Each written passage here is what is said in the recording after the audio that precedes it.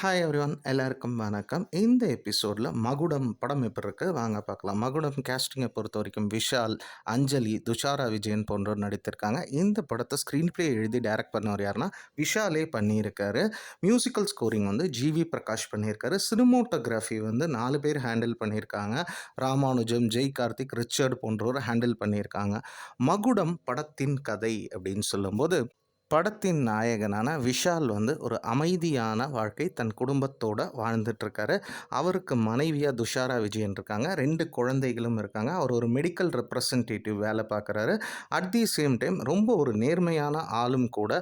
தவறாக ஒரு மருந்தை விற்கிறதுக்கு கூட யோசிக்கக்கூடிய ஒரு ஹானஸ்டான ஆளாக இருக்கார். அப்படி இருக்க இவரோட ஃபேமிலி ஸ்டைல் இந்த மாதிரி இருந்தாலே ஒரு மிடில் கிளாஸ் ஃபேமிலி ஸ்டைலில் வாழ்கிறாரு. இவரோட கல்யாணமுமே வந்து காதல் கல்யாணம் தான். அப்படி இருக்க இவரோட மாமனார் வந்து என்ன சொல்லியிருக்காருன்னா, அதாவது தன்னோட மாப்பிள்ளைக்கு வந்து கார் இருக்கணும் அப்படிங்கிற மாதிரி இவர் கார் இருக்குன்னு பொய் சொல்லி தான் அவர் பொண்ணையே வந்து கல்யாணம் பண்ணியிருப்பாரு.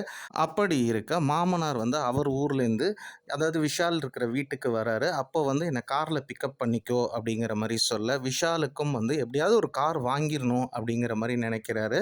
டியூ டு அவரோட ஃபேமிலிக்கு ஃபினான்ஷியல் கிரைசிஸ்னால அவரால் வந்து ஒரு புது கார் வாங்க முடியல. ஆனால் அதுக்கு பதிலாக ஒரு செகண்ட் ஹேண்ட் ப்ரீ ஓன்டு காரை வந்து வாங்குறாரு. அது வந்து ஒரு பிஎம்டபிள்யூ காரு.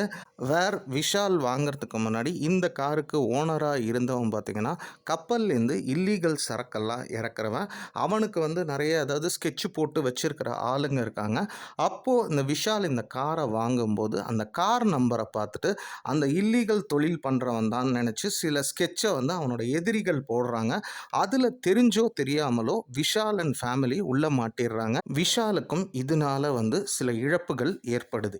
மேலும் அவனுக்காக ஸ்கெட்ச் போட்டவங்க அதாவது அந்த கப்பலில் இல்லீகல் தொழில் பண்ணுறவனுக்காக ஸ்கெட்ச் போட்டவங்களுக்கு விஷால் மாட்டோன்னு விஷாலுக்கும் ஒரு ஸ்கெட்ச் போடுறாங்க. இதுக்கப்புறம் இந்த கதைங்கிறது எப்படி நகருது அப்படின்னு பார்த்தீங்கன்னா, அதாவது விஷாலுக்கு வந்து சில எதிரிகளால் ஒரு இழப்பு ஏற்பட்டுச்சு. அதுலேருந்து அவர் தப்பிச்சாரா, எதிரிகளை ரிட்டாலியேட் பண்ணாரா?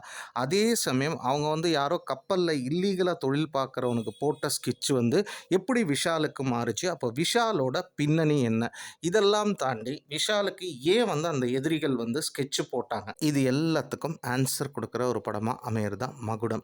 இப்போ படத்தில் பெருசாக ஒர்க் ஆகியிருக்கிற விஷயம் என்னென்னா, நிச்சயம் வந்து விஷாலோட பெர்ஃபார்மன்ஸு டபுள் ரோல் பண்ணியிருக்காரு. 2 ரோல்லையுமே நல்லா தான் பெர்ஃபார்மன்ஸ் பண்ணியிருக்காரு. துஷாரா விஜயனாக இருக்கலாம், அஞ்சலியாக இருக்கலாம், நல்லா தான் நடிச்சிருக்காங்க. ஜான் விஜயா இருக்கலாம், விஷாலோட வர எல்லாருமே நல்லா தான் வந்து பண்ணியிருக்காங்க. அதே மாதிரி ஒரு ஆக்ஷன் படத்துக்கு என்ன மாதிரி ரூல்ஸ் இருக்கோ அதை உள்வாங்கி தான் எல்லா கேரக்டருமே வந்து பண்ணியிருக்காங்க அப்படின்னு சொல்லலாம். நெக்ஸ்ட்டு வந்து பார்த்திங்கன்னா இது வந்து ஒரு ஆக்ஷன் த்ரில்லர் படமாக அமையுதுங்கும்போது பேக்ரவுண்ட் ஸ்கோரிங்கில் அதை வந்து நல்லாவே எலிவேட் பண்ணியிருக்காங்க. ஏன்னு சொன்னால் சில கூஸ்பம் மொமெண்ட்ஸ் எல்லாம் வந்து விஷாலுக்கு இருக்குது. அதெல்லாம் வந்து மியூசிக்கலி ஜிவி பிரகாஷ் நல்லாவே எலிவேட் பண்ணியிருக்காரு அப்படின்னு சொல்லலாம். நெக்ஸ்ட்டு ஒரு ஆக்ஷனு அதே மாதிரி வந்து ஒரு ரிவெஞ்ச் ட்ராமாவுக்கு எந்த மாதிரி ஒரு சினிமோட்டோகிராஃபி தேவையோ அது வந்து ஸ்க்ரீனில் வந்து நீட்டாக தான் கொடுத்துருக்காங்க. அந்த மூடு அந்த கலர் டோனை வந்து செட் பண்ணியிருக்காங்க அப்படின்னே சொல்லலாம். நெக்ஸ்ட்டு வந்து படத்தில் பெரிய பலமாக இருக்கிறது ஆக்ஷன் சீக்வன்ஸும் சரி, ஆக்ஷன் காட்சிகள், ஸ்டண்ட்டு கொரியோகிராஃபி சூப்பராகவே இருக்குது. நெக்ஸ்ட்டு வந்து பார்த்திங்கன்னா இன்டர்வலில் இருக்கக்கூடிய ட்விஸ்ட்டும் சரி, அடுத்து சில சண்டை காட்சிகள் எஸ்பெஷலி கிளைமேக்ஸ் சண்டை காட்சிகளாக இருக்கலாம். இது எல்லாமே நல்லா ஒர்க் ஆகிருக்கு அப்படின்னு சொல்லலாம். நிச்சயம் ஆக்ஷன் லவ்வர்ஸு அதே மாதிரி ஒரு மசாலா படம் பார்க்க நினைக்கிறவங்களுக்கு இந்த படம் வந்து ஓரளவுக்கு கவர் ஆகிற மாதிரி தான் விஷால் வந்து கண்டென்ட்ஸ் வந்து படத்தில் வச்சுருக்காரு அப்படின்னு சொல்லலாம்.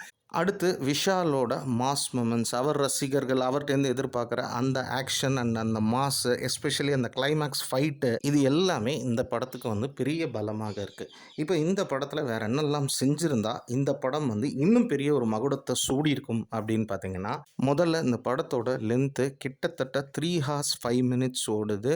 ஃபஸ்ட் ஹாஃப் எல்லாம் கொஞ்சம் லேக் இருக்கத்தான் செய்யுது. செகண்ட் ஹாஃபும் அப்போ எப்படி லேக் ஆகி தான் சில போர்ஷன்ஸ் தான் வந்து நமக்கு என்கேஜிங் அந்த ஆக்ஷன் இதெல்லாம் ஒர்க் ஆகுது.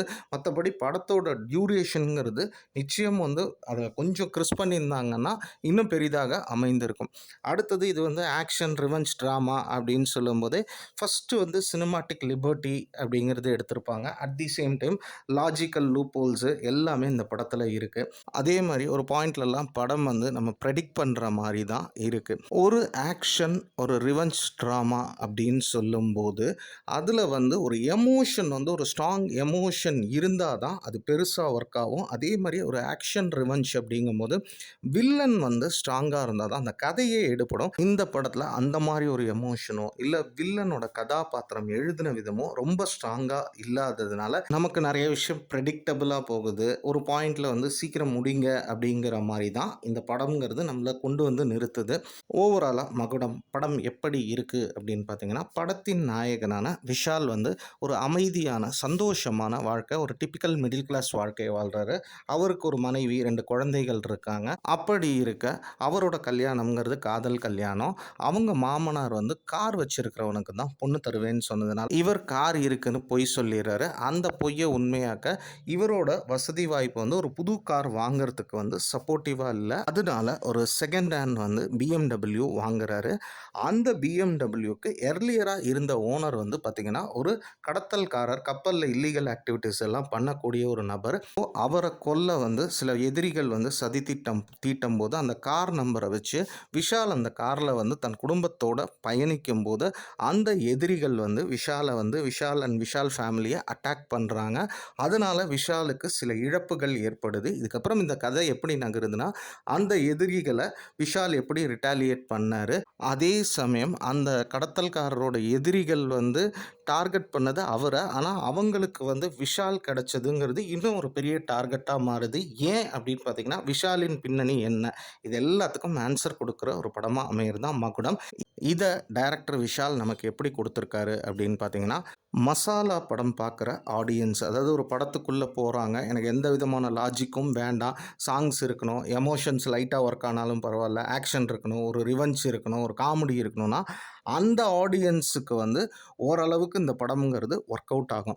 ஜென்ரல் ஆடியன்ஸாக இந்த மகுடம்ங்கிற படம் பார்த்தோன்னா ஒரு one time average masala action revenge drama where உங்களோட பேஷன்ஸை பல இடத்துல டெஸ்ட் பண்ணி லாஜிக்கல் லூப்போல்ஸ் எல்லாம் வேண்டானாலே ஜென்ரல் ஆடியன்ஸுக்கு இது வந்து one time average action masala revenge ட்ராமாவாகத்தான் முடியுது. படத்தோட சென்சார் சர்டிஃபிகேஷன் அப்படிங்கும்போது UA சர்டிஃபைடு தான்.